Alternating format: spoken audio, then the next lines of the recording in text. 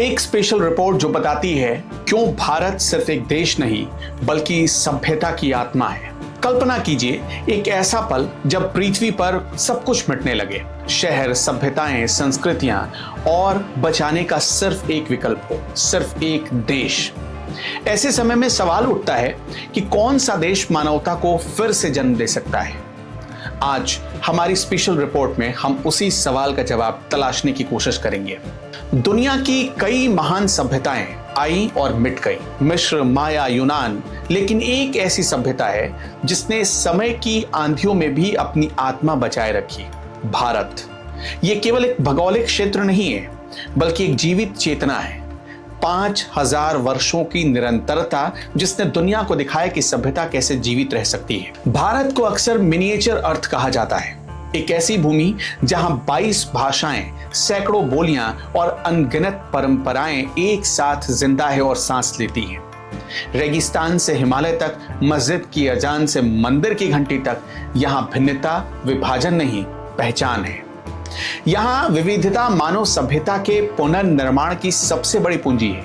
नई दुनिया को चाहिए विज्ञान का मस्तिष्क और आत्मा का दिल। भारत ने यह संतुलन दिखाया है। जहां एक और मंगलयान ने अंतरिक्ष को छू लिया तो योग ने आत्मा को। जब तकनीक करुणा से मिले तो प्रगति केवल भौतिक नहीं, मानवीय भी बन जाती है। अमेरिका तकनीक में बहुत आगे है, जापान अनुशासन में आगे है, स्विट्जरलैंड संतुलन में आगे है, पर भारत वो जगह है जहां तीनों एक साथ आपको नजर आएंगे। विविधता और विज्ञान दोनों एक ही संस्कृति में सांस लेते हैं। इसलिए जब नई दुनिया को फिर से बनना हो, भारत से बेहतर कोई बीज नहीं है। भारत ने सब झेला, गुलामी झेली, विभाजन झेला, संघर्ष झेला, लेकिन हर बार राख से उठ खड़ा हुआ। 1947 में जो देश गरीबी की सूची में था, वो आज 5वीं सबसे बड़ी अर्थव्यवस्था है दुनिया की। भारत की आत्मा हारती नहीं है, वो हर बार नया रूप लेकर लौटती है। भारत ने कभी किसी पर शासन नहीं किया, लेकिन विचारों से पूरी दुनिया को दिशा जरूर दी। बुद्ध ने करुणा दी, गांधी ने अहिंसा सिखाया, विवेकानंद ने आत्मविश्वास सिखाया। वसुधैव कुटुंबकम यानी पूरी धरती एक परिवार है। अगर नई दुनिया को नैतिक आधार चाहिए तो भारत से बेहतर सबक कोई दूसरा नहीं है। भारत की 65% आबादी युवा है जो तकनीक जानती है, दुनिया से जुड़ी है और फिर भी अपनी मिट्टी से बंधी हुई है।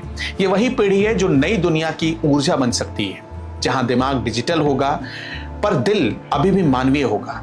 तो जब कभी सवाल उठे अगर ये दुनिया मिटे तो किसे बचाना चाहिए, जवाब सिर्फ एक है, भारत।